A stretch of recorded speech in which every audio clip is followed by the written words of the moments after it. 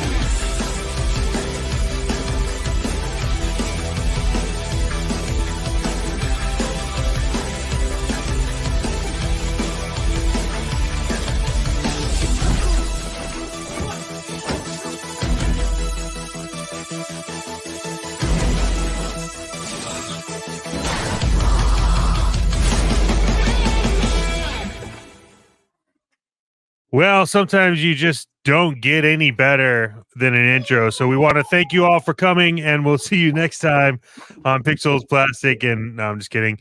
Hey, everyone, welcome. I am Chet Maddox, your lovely, gorgeous host. One of four.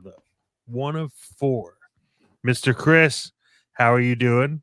I'm good, man. I wish I was in that Bigfoot truck flying across the damn mountains. Ooh, no, you wish you were in the animal truck. Ooh, yeah, I would do. What about Gravedigger? I would love to be in Gravedigger too, yeah, man. Gravedigger would be rad. All right. No, that'd be good. Mr. Dr. Brentley, how are you? All right. Yeah. I don't have a preference on a monster truck, so. Well, why not? You weren't into them? Like you just didn't get into because they truck? Didn't have an Indiana I was Jones busy on Sunday. Speaking of Sundays, Mr. Storm, I haven't seen you in I don't even know how many hours it's been. How are you doing, sir? Doing good, brother. How's everybody else doing, man? You know, we're hanging in there. All right. So there's a lot happening on the Pixel side of things, but we're gonna jump right into Pixels. It was like getting slapped in the face by a hot chick. So who here has watched Transformers 1 trailer? We all have. Oh, have we? Have we all watched it? Have we all watched it? You should ask how many times have we watched it? Yeah. There you go. That should be a better question for you, Mr. Maddox. Okay, well, how many times have you all watched the? Four times would be four the times. So each time is 3 minutes. You understand that, right? Yes, I do. You spend like over 12 minutes watching. I did, and each time it was better. And now I want to talk like Optimus Prime. But it was not Optimus. It was a younger version of Optimus, which I think is really cool. Is to see kind of the origin story in a new animation style, and that's what is really exciting. I think they may have nailed it on the head here. This could be a big box office winner because what I saw, animation, voice acting, sequences, how the trailer was cut, humor. They didn't take it too seriously. I think that's an element typically not found in some of the Transformers stuff, although Bumblebee usually adds a comedic element. But this felt like this could be a big winner, and I think there were some doubts, but the doubts are removed from my mind, at least at this point. So excited to see this film. Yeah, a franchise that's going so long like this, 40 years, it's tough to get in, to start on something like this. But this is a great way, a prequel that shows the beginning of these characters. People can jump on board, and it looked great. I have to say, Yeah. like, I was legitimately laughing at the stuff, and yeah, I'm looking forward to it because I'm not that big a Transformers fan, but this looked good. Yeah, well, I'm a pretty big Transformers fan, and this is going to be the first time that a Transformer animated movie will gross actually is a profit because the last one it did not when I was a kid. But no, Chet's like, look, I have this on VHS. Why are you talking trash about it? look, if you're a Transformer Stop fan, talking you trash. love the movie, but them putting it out in the theater, I don't think worked. It had great voices I and mean, everything else. you can't put out a movie and kill all the main characters in the first 5 Exactly. minutes and think it's gonna do anything good. Exactly. Look, I you know what's crazy about this is it's like if you just have like no one knew they needed to know the origin story of Optimus Prime and Megatron, except for the people that made this movie, and I'm all about it because it is literally like an origin story that, like, think about it. How many times has it been done? Like, About 3 times. I know they did it in G1. yeah, but They've done it in Transformers Prime. yeah, And so it's been a couple of times that we did, but it's only as like an episode or like a short yeah. flashback. It's not like it's not a You don't get the dedicated whole like. exactly. Mhm. I also think if I'm not mistaken too, the Netflix one also kind of dived into the same thing. A The little bit, yeah. animation wasn't as good. I thought this animation was really like decisive between it doesn't look like anything they've done before, and it's not as bad as the animation that they did for the Paramount Plus TV series Earthspark. It's like Ooh, a really sounds horrible. it was a really bad animation. This one was like right on the money. If you're new, if you have anybody that's new to the Transformers lore, they're getting a fresh piece of like animation and storyline. So like really it's like they just rebooted something without actually having to do it. And I think it's going to drive a lot of new fans into the theaters. Yeah, I was so pleasantly surprised about the animation. I just it's just really clean looking, but I also like it that it's like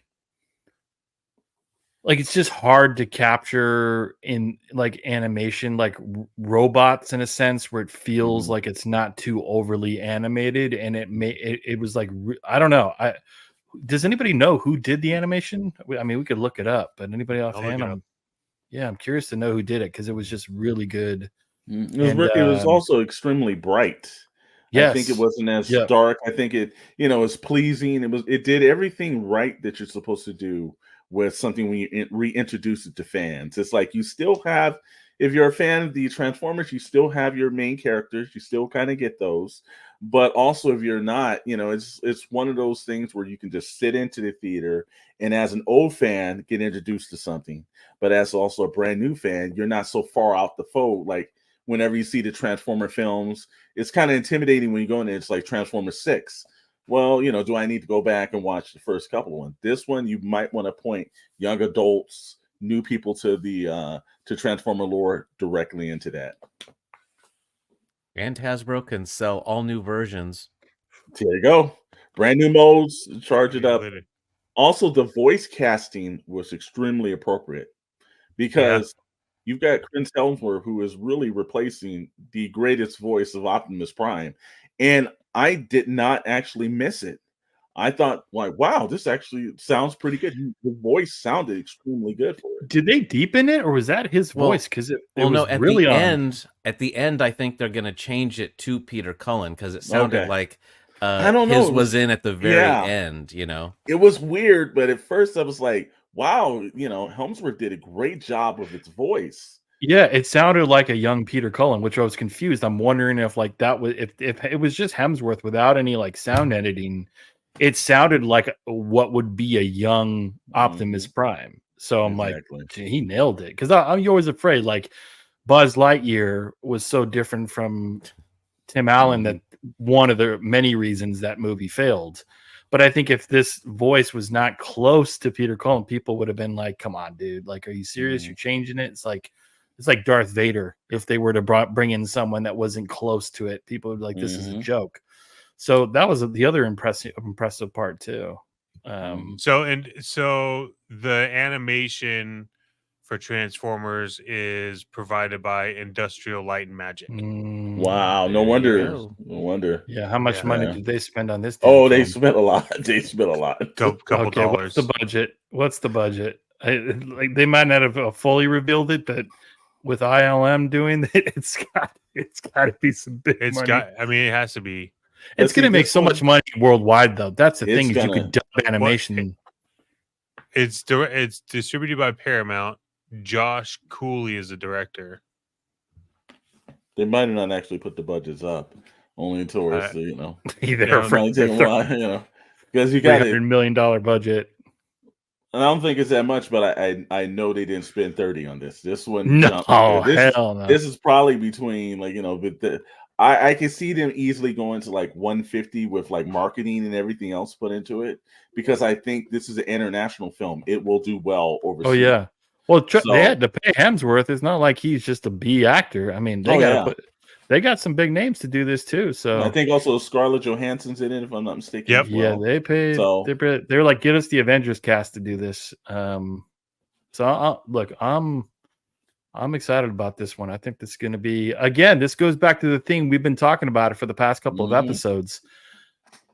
6 months ago, we were in darkness, man. We were just like, oh geez, another film, what a disaster. 2024 is kicking off pretty strong, but I think summer, fall, and then 2025, things are looking really up for Hollywood. I went into the theater this past weekend, took my daughter to see a movie, and I walked through and all the posters were like, oh, I'd see that. Oh, okay. That looks interesting. So I'm like, before it was like dud, no thanks, dud, maybe. So I'm excited about that. And I'm really excited about the Deadpool Wolverine popcorn bucket. I don't think what we saw is actual, but I heard it's going to be pretty nuts. It's going to be a gaping success. Moving on in Pixels, Abigail, a new horror style film. What do you think? What is going to make some limes? What the hell is this, by the way? I don't know the backstory of Abigail. Okay, well, the backstory from what we're saying, this is Universal sneaking in their MonsterVerse. Yeah, this is Dracula's daughter. Yeah, this was the title Dracula. Originally, Dracula's daughter. Okay. Yeah, and they did it in the same vein when they had the Invisible Man a couple of years ago, where it was kind of Blumhouse sneaking. They didn't spend a lot of money on it because after they did the Dark Universe that so terribly bombed. Well, and they didn't need to spend a lot of money because the main character you can't see, so it was it was great. Yeah. But the smart move for them is testing the waters, I think, to see if they can actually bring back the classic monsters in a way that's not like, again, so loud out. I think removing Tom Cruise from the mixer, that helps a lot. But I was Dr. Brentley and I was talking about this a couple of weeks ago when I initially saw the trailer, and it's one of those times as a screenwriter you sit back and like, wow, that's actually pretty brilliant. Like you can tell it's all done in like one sound stage in a house, budget's low. I think they had Giancarlo Espinosa show up for like one scene, and then he probably just takes off and everything. But they have a bunch of unknown actors. And again, you're trapped in a house with a monster. I'm like, wow, it's just like last year when they did that, or maybe a year ago, or maybe two. Megan, they're learning ways to they're just taking a small budget. They're giving you very good, like old school writing, how they used to, and you're sitting in the theater like, I don't need $100 million mummy movie or maybe 200 million, depends on what it was. To entertain, Here's my thing with horror films. I think that horror films should always have a very predominant level of practical effects. Because when you have just a predominant level of practical effects, horror films get creepy as shit. Like they just it becomes this like.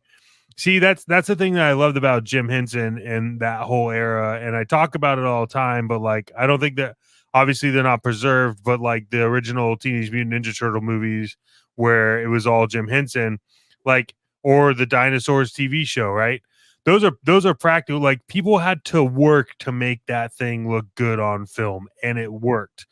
And I think that if it's a low budget, it causes people to really get creative. It causes people to really focus in on it, because it's like, the ultimate goal is like, hey, we're going to get a bigger budget for our next thing if this one pans out. Like we talk about all the time in the stuff that we're working on. So it's like I think that a small budget makes it so you can't cut corners, which turns into like a movie that people want to see because you gave a shit making the movie. So people will watch it. Well, I think, like I said, Dr. Rittman, I can tell you, this is one of the hardest things to do, is a film that's set in like, one room or one house or one situation, because you've got to be extremely creative. There's no, you're not going to go through the resources of doing any tricks, because you've got to make every scene interesting. And again, immediately when I saw the trailer, I called Dr. Brent and I was like, damn it, I wish we wrote that one. That was actually a pretty damn smart idea. And I think it's going to do extremely well. These movies tend to get people into the theaters, especially of the younger demographic. And I'm planning to see it this weekend as well. Good. I think that opening, the trailer is probably within the first 15 minutes of the movie, and then it goes on from there, because they're just giving you the setup. Yes. And all hell's going to break loose. Did you work on this one? No, I did not. No, we wish we did. So it has a shot. Yeah, no. I hope it does well this weekend. I would love to see a film like this do well, especially with just the table trash we've had in the film industry as of recent. What's it estimated to do? What are they saying? What like $300 or something like that. What is it? 12 is the estimate, but I actually think because of the word of mouth and the critic scores, it's going to do better. Like I think it could do 15 to 20. Mm-hmm. Are we taking over-unders? Yeah, let's do it. We're doing some over-unders. Look, I think it's going to do about 15 over the weekend, because this is a very slow week. We're moving into the NBA final or the playoffs. But I think that the people that are not into sports, kind of like the same way the whole Final Four scenario, people are going to go to the theater to watch this. So this is a great alternative over the weekend. And it's, again, I think you get that already base of everyone that saw Megan, because no one thought that was going to be a hit. And then it becomes like a viral TikTok dance, and then everything else is going. And that movie just, again, Blumhouse hit its levels. Well, Universal kind of said, we need something like that. Let's see what else we can do. So it's very interesting, and it didn't look like there was a lot of like CGI effects or anything. It looked like it was just an old school, very just scary horror. So I'm looking forward to it, man. Yeah, I think it'll be good. They should do like more Universal, like traditional monster movies. That would be kind of a cool thing to.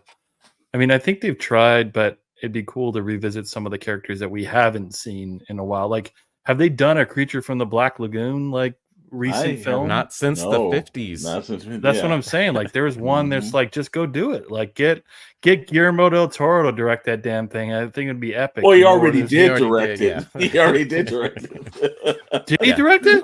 Yeah, she directed water. Did you? That's the same thing. That's or not. Or yeah, Ape Sapien maybe, but it's just don't put Rob Zombie in charge of it. That's all I'm saying. Well, I don't think they're going to do that anymore. The last time Rob they Zombie actually did so good with monsters. The last time they did it right was in Monster Squad. They actually had a Creature from a Black Lagoon that looked pretty cool. That's a great film, by the way. Underrated film, by the way. Monster Squad. I think Megan's testing it, though. If these lower films do well and they can get an audience and generate it, I think they're going to be safe at doing it, because, the theater audience is a little different than it was when the original movie monsters were released. They were a big deal, and then they kind of faded. So I think that they're testing the waters. I think it's very smart for them to do it this way. Who directed Werewolf by Night, the Marvel? Because whoever did that should get a horror film. That was Michael Giacchino, who is the composer of things like Star Trek and What? big movies. Wow, Yeah, that's he did a crazy. bunch of Marvel movies, and him and his brother worked Put on him that, on a and put him on something it like was that. fantastic. Yeah.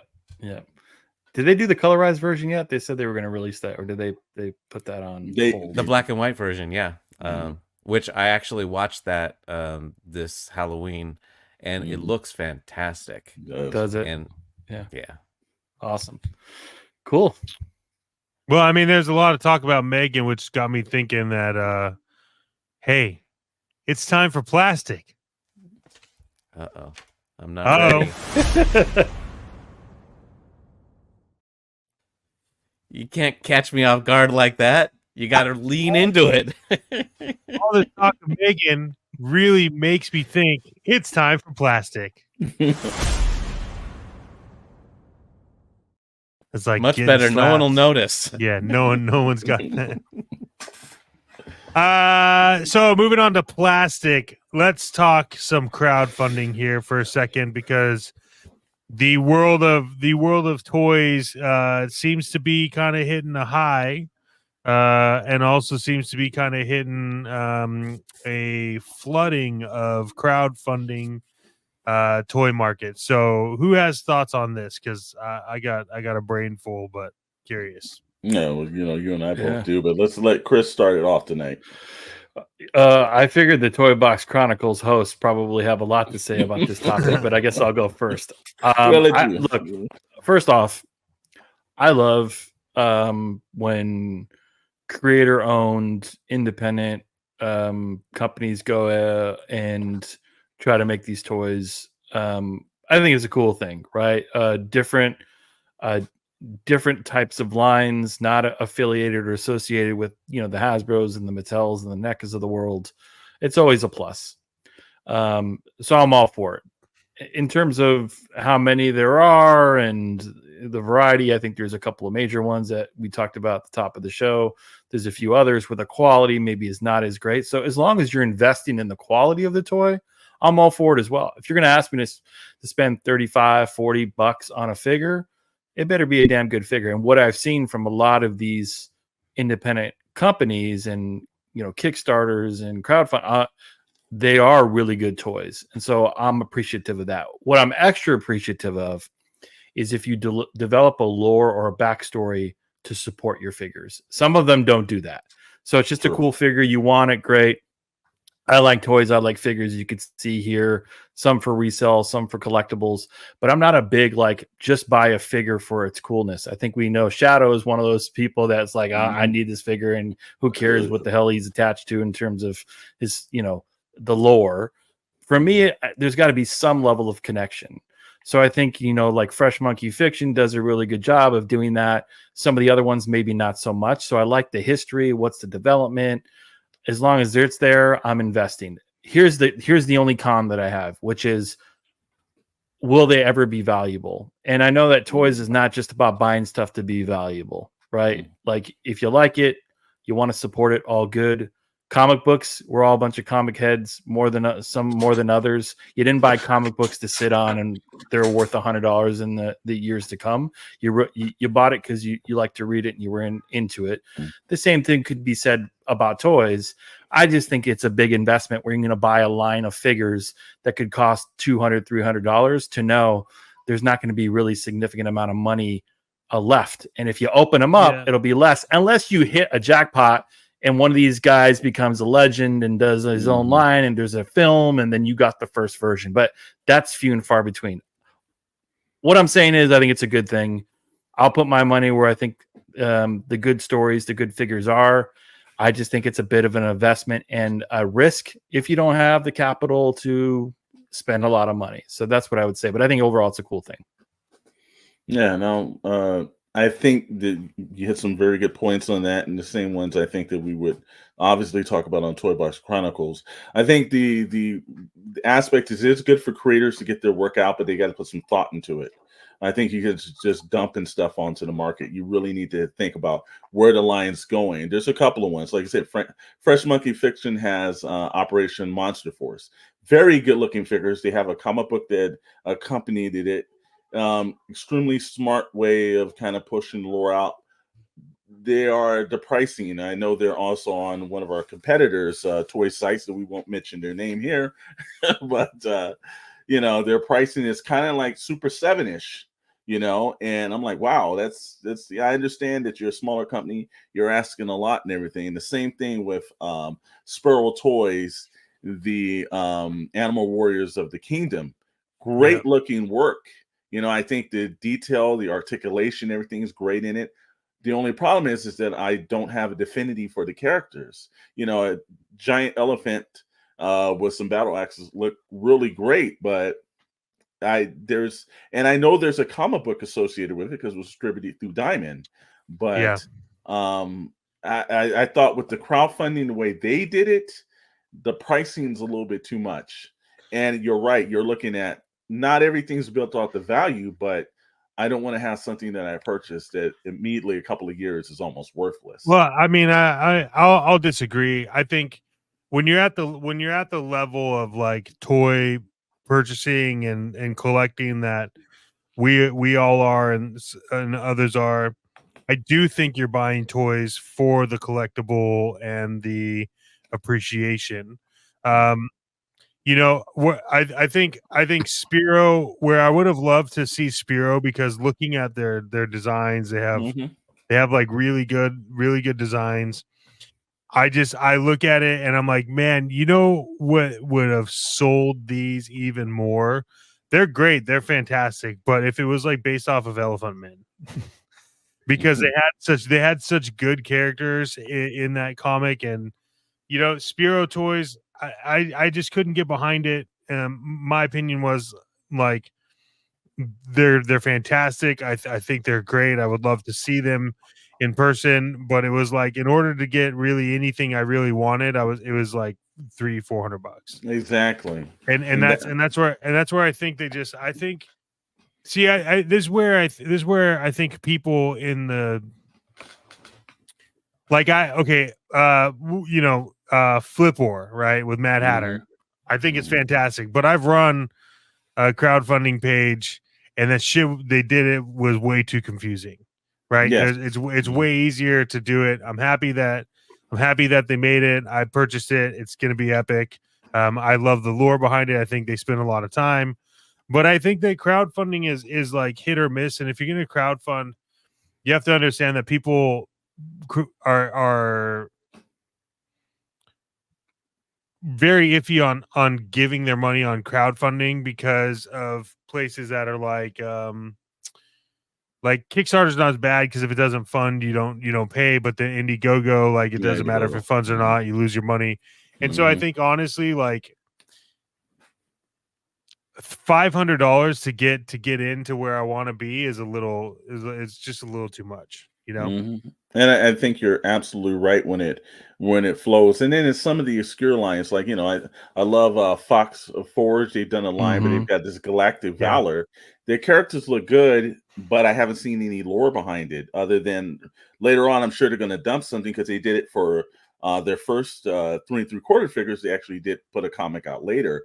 But it's like when you look at like the same thing in Valivorce. And you've got, Bobby Vala's Action Force. He actually put out books along to say, hey, this is not G.I. Joe. This is something completely different, yet similar. But he did have lore out behind it, and you can get behind it. And his prices were reasonable. It's a good line. That's one of the good lines. Yeah, but you can't $500, $400 out the bat for a bunch of characters that you've got to track down books and comics and fractions and everything else. I just thought, like I said again, I thought their detailed work was great, but it was a price too high for me to come in for characters I just did not know, especially now that it's in the second wave. I just couldn't put my dollars in it. Dr. Berlin? The Fox Forge stuff, I actually have to say, is the one that's priced reasonably because they're $25. Exactly. Whereas the other ones, Spero and Fresh Monkey, they're $35 and $37 per figure. But the thing I liked at Spero was just the interactivity where you can they have head packs, they have armor packs, so you can create your own characters and build as many as you want. It's just that the base figure is too expensive, $35. And but everything else was really well priced because 3 heads was $12.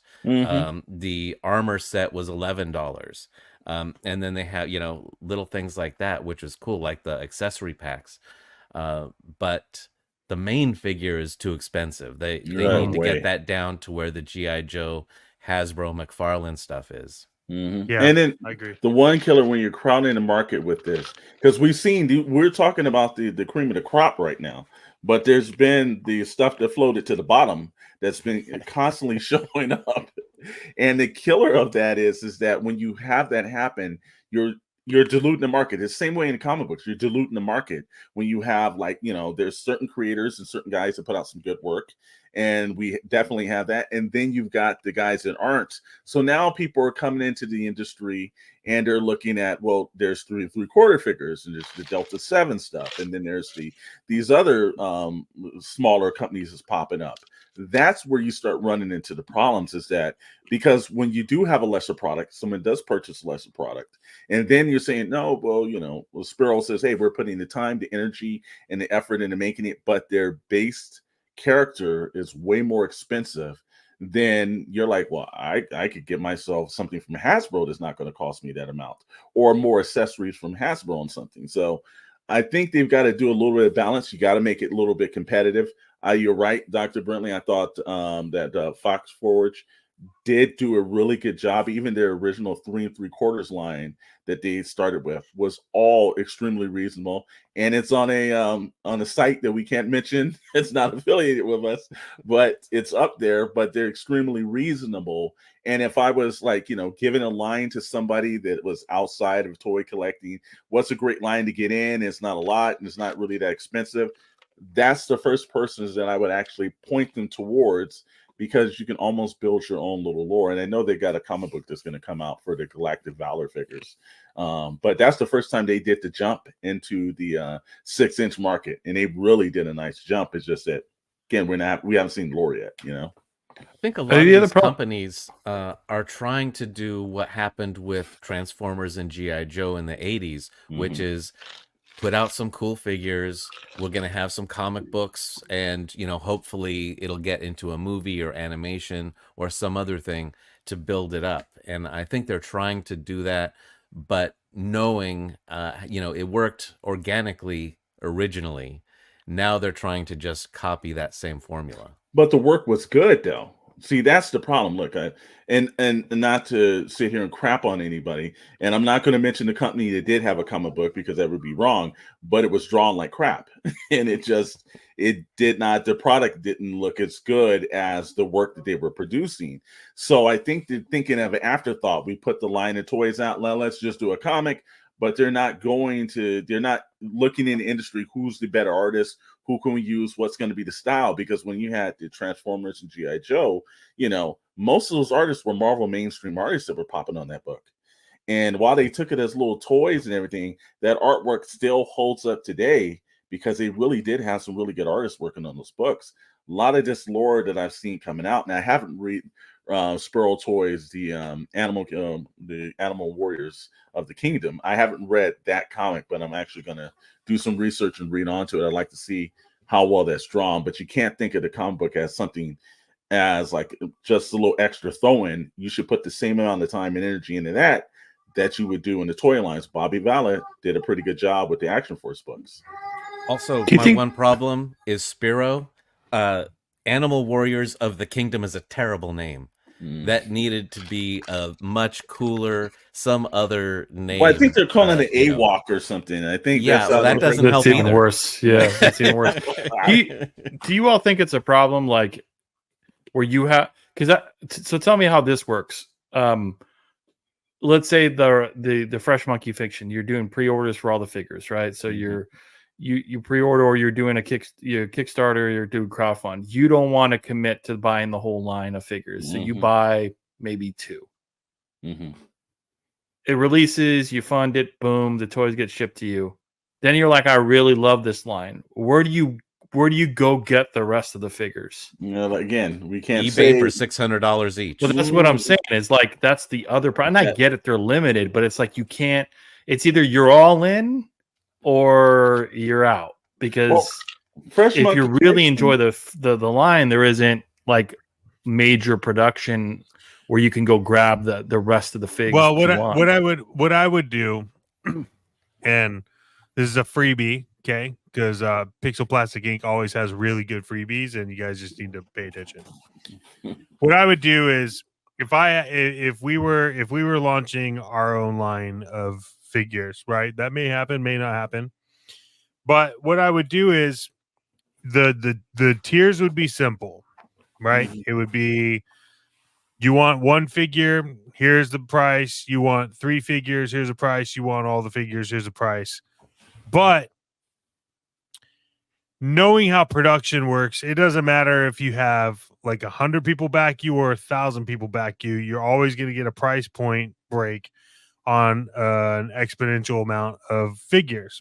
So for these people, for these companies and people to build like not built-in obsolescence, but like to have a fan base grow, to answer your question, what I would do is if you were an original backer on Kickstarter or wherever it was crowdfunded, you would always have the ability to go in and buy the action figures at a later date. Like if you said, I backed it, you back it with one action figure. Now, if you get that figure and you like it, you'll have access to go in and order the other ones you want at any point in time, because you're going to have the back stock. I don't know if any of the other ones are doing this, but based on how their pledges are all set up, I don't think they could keep track of it. Interesting. But I would give my founders, right? Because realistically, if you think about it, like they're founders, I would definitely have a system set up for a founder to be able to go in and say, like, I'm really digging this figure, like I want the other ones. Cool, go here and buy them. Like it's just, you just make money after the initial run. Because what do these people do if they and we talked about this on Toy Box Chronicles, right? Like Ramen Toys. The problem with Ramen Toys, shipping. Yes. Right. Takes forever. So now I'm on Kickstarter, I'm backing, and the one thing I don't want to put my money in is someone that can't ship on time.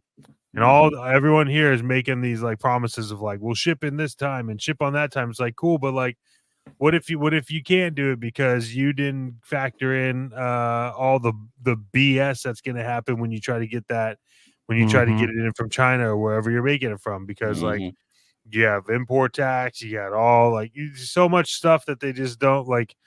So I think that there's the looming question of, does this like help the toy economy, or is it making a demise? And I'm going to be blunt here. I don't think crowdfunded toys have any impact on the toy industry. No, I think you're absolutely right. I think there's zero impact because as a toy collector, nothing you're going to come out with right now is going to be at the level of the toys are right now. Well, they're not. I would say there was the one person who was crowdfunding in the beginning who became a major player, and that's Valiverse. They crowdfunded at first, and now he's jumped into a different spectrum. I don't see these other companies doing that because of the fact is that there's such limited scenarios for them to do. You know, it's like, again, how many people are purchasing these toys and everything? I think that, Mr. Vala had a very smart idea with grabbing the Action Force name recognition that has an entire country that's involved into it. And, that gave instant nostalgia. But when you're coming up with lore from a character that just popped out and it's like, you really don't have a familiarity with them, it's a little bit tough to become more than niche. Yeah. I think Hasbro and Mattel are not like waking up in the middle of the night thinking, oh my God, Fresh Monkey Fiction's coming after us. I think that they're sleeping very good and they're not worried about that. It's not, but that's what I'm saying. It doesn't matter. It's not going to have any impact. Like if Hasbro's like, oh, all these guys are taking our money. All right, well, check this out. We're relaunching Mask. Now I just took all your money. Exactly. You know what I mean? They have so many. We talked about the IPs, right? Like in Toy Box Chronicles, we were talking about Dino Riders. Dino Riders is one of the hardest things to get a hold of. They were produced by Tyco, and Mattel ended up acquiring Tyco. So at any given point in time, if Mattel feels like they're not making money, they can be like, check out this re-release of Dino Riders out of nowhere, and everyone will buy them the same way that we just did with Street Sharks. And they got the nostalgia factor. It's very hard when you already have, and that's the point that Chris was saying, which is very true. If you don't have the lore, you haven't spent the time building the lore and making it essential to the purchasing of those figures, doesn't matter what's going to happen. Yeah. I mean, were the cartoons made to sell the toys, or the toys made to sell the cartoons? Either or. Yes. You know what I'm saying? It's like people that play Yu-Gi-Oh or like Pokemon. The cartoons were all, if you watch all season ones of Yu-Gi-Oh or Pokemon, all it is just a cartoon to teach your kid how to play the game. There's nothing valuable in any of those cartoons other than it's just teaching you how to build a deck. That's all it does, right? And so I just don't think anyone has that right now in the toy industry. And to be honest, like the thing that turned me off is like, you want me to spend $500 on toys I don't know, or I can spend $500 on toys I do know that I have a connection with, that ultimately I know could sell later on and be fine. Well, that's why I said, again, it puts them into just this niche atmosphere where there are some people that are just like, hey, man, I'm just going to, like Shadow, that's just going to buy just figures that look cool and, like, don't really care about the lore to it. And then there's those fans that be like, I'm not going to. So it puts them in a very niche market. And I think it's hard for that niche market for them to jump to mainstream unless they have another line that actually, like Dr. Brentley said in his poetic point, was better name that you can mention, because again, I get confused and I've read the name hundreds of times and it's still confusing to me too. And again, when they call it AWOC, I was like, yeah, it's extremely confusing on a lot of that stuff too. Well, I'm just shocked that Pikachu is not giving you valuable life advice. So give him some time. I couldn't get into it. Pikachu just didn't know. Well, I think that's closer to if it's anything close to the name Ewok, it's not going to work out. So the Jabberwockies. Yeah. True. So, with that being said, what do you say we move on to ink?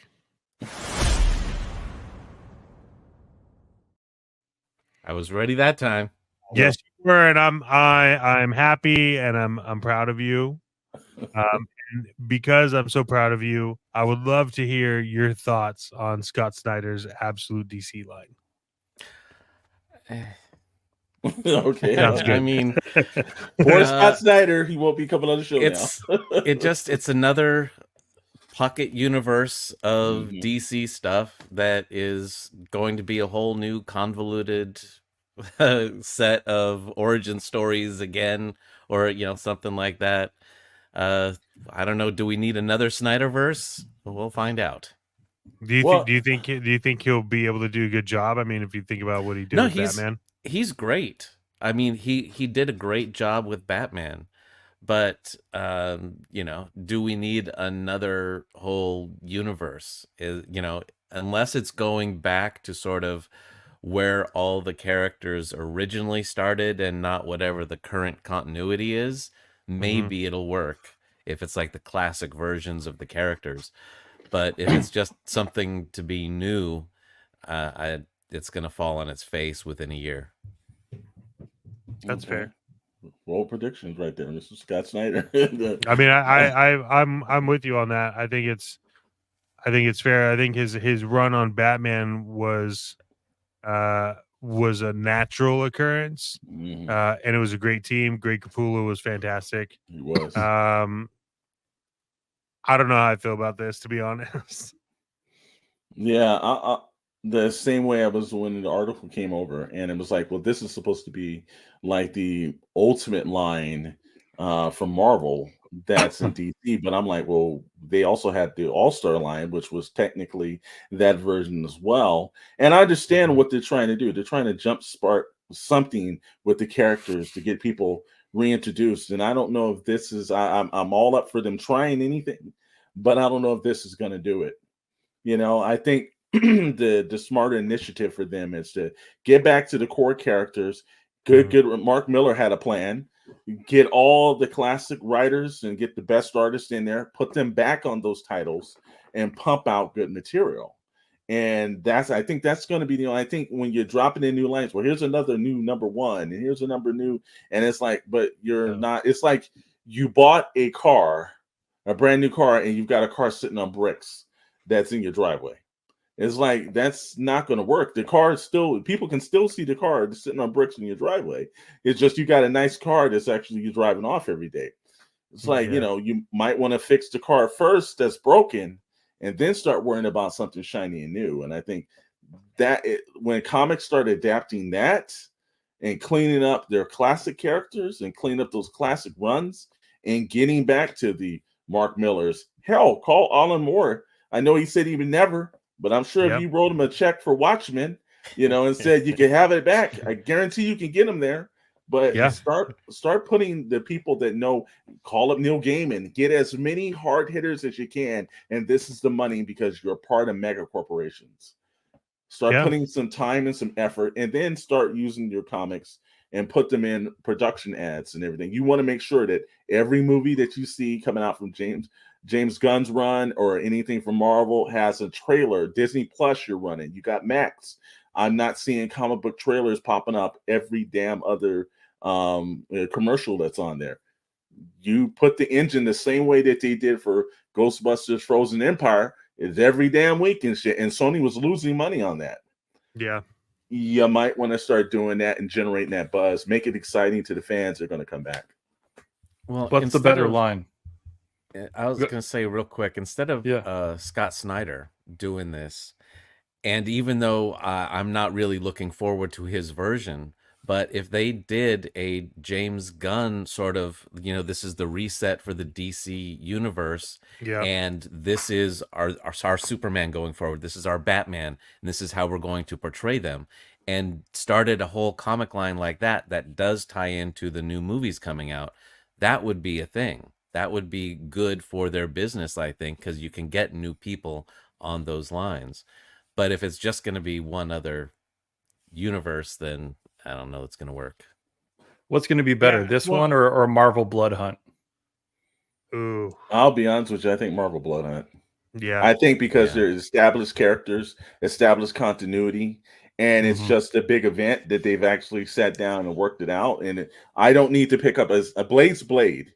I don't need to see the reintroduction of Blade or his characters. I can just, if I'm in comics, I can read it. But also, this is a good starting point if you're not in books. This event will help you get just the same way that Civil War or Secret Invasion did.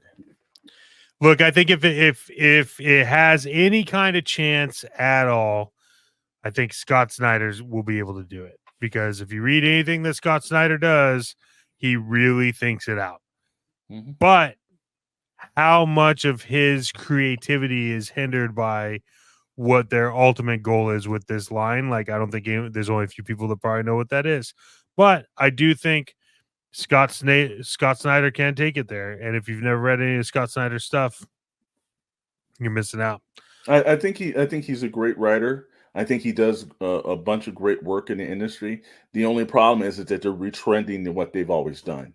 And look, hate it or love it, you go back to Todd McFarlane, Jim Lee, all those guys when they left Image or left Marvel to go start up Image. The thing was, we're going to do something new, exciting in the industry. And for about a time they did. And then that dwindled. And then they did the same thing that Marvel was doing. And they did hundreds of variant covers and late books and everything else. Well, in this case, too, it's like, look, there should be initiative. No damn variant covers. Like I said, we're going to lower the book pricing down.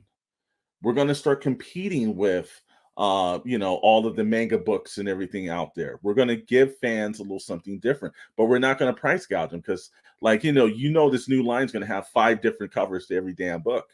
You know, these are things that they should start eliminating, and the gimmicks. Let's just get down to the core. Is it a good book? Is the artwork good?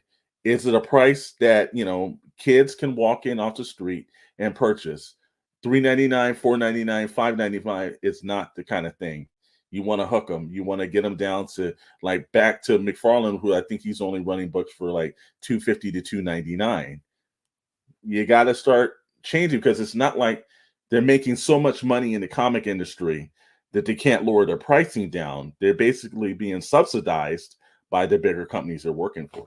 Well, and comics don't have tax because they're considered periodicals. So, you know, you don't have to pay tax on comics. Mm-hmm. I think the problem is they got the wrong Snyder. Zack Snyder is available, and maybe he can manage the DC comic universe. Well, they already got James Gunn doing that now, bro. Okay, just throwing it out there. Just throwing it out there. We'll see, man. We'll see. Well, we will. Are we finished? Are we finished? I guess we are. I think it's pretty close. I wish Scott Snyder all the best. You know, I wish all the people doing their crowdfunding figures, you know, good luck. Have at it. I've bought a few of them. You know who you are because you got my money. You can find my name on your card. They know.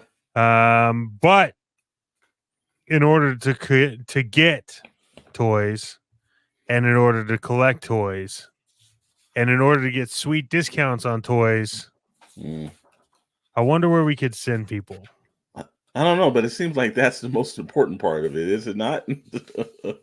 Yeah, I don't. It's dragging me down, but I think it's been done before, so we got two places to go. Entertainment Earth, which there it is. Chris will let you know is an affiliate to the show. We've just signed up for it, and we're really proud to be associated with one of the online toy retailer juggernauts that's in there.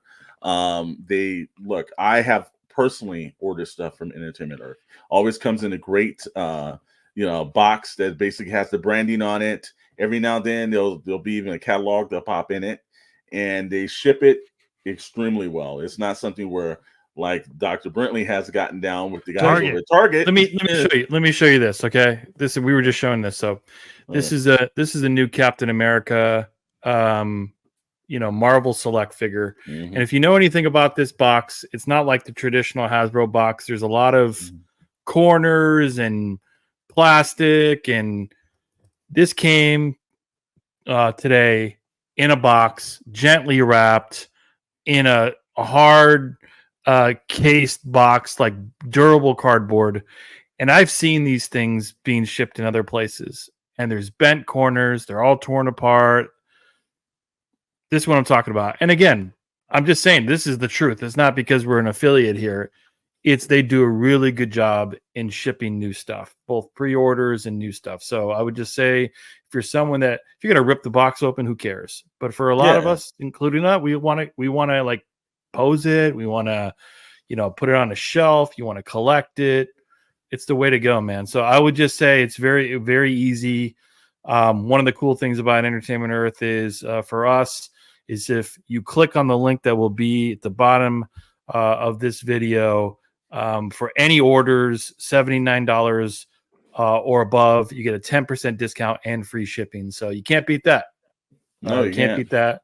10% off, free shipping on orders $79 or more. So if you're looking to buy any toys, why not use our link, man? Helps us grow, in addition to the subscribe feature that is available right now. So just click that button. Yeah, and Target shipping, you pay for it and it comes crashed. That's good. That's a good deal. That's a good deal. but Target shipping is very cheap, though. So that's the reason being. But Entertainment Earth, like I said, it's great to be affiliate with them. We will have a link in the description for that. Mm-hmm. But like, while we have the big boys in the game, we also support our local guys. Toys versus Games since day one, when no one had faith in the old crew name, but now Pixel Plastic and Ink, it's a little easier to have faith in that name. But the same way in Wilmington, California, Tony and his wife run an amazing store out there. Shadow's preferred store. You can probably, if you head down there, you can probably catch them out. great things. Not only do they have just any of the hard to find toys or older toys, they also have a very large array of older video games and consoles. So, like, you know, if you're into original NES and you need some games, that's the place to go. So when you go down there, tell them actually Pixel Plastic Ink crew sent you. Go down and say Toys versus Games. PPI sent you. That leaves Chet. That leaves Chet. Fun show. Chet, good job, man. Thank you. I spend a lot of time trying, you know. Mm-hmm. Well, you didn't try this time. I know. You did. I spend a lot of money on trying to accomplish things. Let's run down some channel updates. I know that we're getting a brand new retro rewind club that's coming up. That's right. We got a lot of stuff to unbox. That's all I gotta say. Yeah, it's gonna be a lot. It's gonna be like, you remember that we were saying, oh yeah, it's gonna be a short little 20-minute. No, we got like boxes of stuff that we have to unveil. So yeah, it'll be like an hour episode of the retro. We know the year we're doing, but also we were like, hey, this would be better if we just send each other a box of what we bought and then open it up and get the reaction. So we're relying on USPS, which is fantastic. They never screw anything up at all. So but yeah, that's coming soon. Great. And I know that we've had some requests for it. The retrospect with Dr. Brentley and Mr. Storm is running back. We were busy writing the screenplay and actually helping on some work, and it was really stressful the last couple of months, but now we're able to unwind a little bit for just a short amount of time, and we've done Dr. Brentley's favorite character in the entire world and everything, Indiana Jones. Quartermain. Oh wait, no, I'm sorry. He likes that character too, though. Don't say it, but they haven't done a good job in movies. But Indiana Jones, we got a 2-part one that's currently being edited now. We got the first part is just the films through the classic points, everything from Raiders of the Lost Ark to the Last Unknown will not be named film. And then we've got the part 2, which is all the other extra stuff. So video games, comics, the Young Indiana Jones Chronicles. So that's all that's filling up to part 2. And that's gonna be dropping. So you'll have 2 episodes. One first part, another one dropping. That's going to be out real soon too. And awesome. Last but not least, and everything, I know there's a whatnot scenario. Chet, you want to let us know about the whatnot? Yeah, the 27th of this month. Good or bad, we're going live. Grand opening to the Whatnot store for Pixel Plastic Ink on Whatnot. Look, hey, you're gonna want to come hang out. It's just another podcast, but we're gonna be selling toys, comics, books, video games. I have some never released video games. We're selling all this stuff. Yeah. Well, that's what Chris and I told ourselves, and now we're just kind of like not selling. But we're gonna be it's a different take on Whatnot, and it's not been done before, but it is a podcast and it is an interactive podcast, and we have some great stuff from comics coming. We have a lot of really good toys, a lot of good things, but come ready because you're gonna see some pretty cool shit. That's all I'm saying. Sign up for Whatnot. Put in your financial information so you can just click on it and I want that. I want that. I want that. Yeah, it's that easy. It's very addictive. It's that easy. Chris and I can attest, I think. Yeah. But I mean, look, Whatnot? Why not? Yeah, why not? So we're really excited. So 27th at 5 p.m. Pacific, and then my time. So okay, Chet's time, wherever the hell that is at any point in time. I don't know if I'm being Norway by then. Alaska, Jamaica. Well, I bought one of those Sprinter vans, Islands. So this is actually the back of my Sprinter van, so I can just take it. I can take it with me wherever I go. Hey, look, you've been hanging around long enough, so get the hell out of here. Our time is done. You've heard us yap enough, and haven't clicked subscribe yet. That's your fault, not ours. You're missing out. So make sure you click that button. It's free. Make sure you do the notifications for everything, because we know you'll just click it and you won't say everything. That's your fault too. So until next time, I'm Chad Maddox with Storm, Brentley, and Chris. We appreciate you, but seriously, click subscribe, and we'll talk to you next time.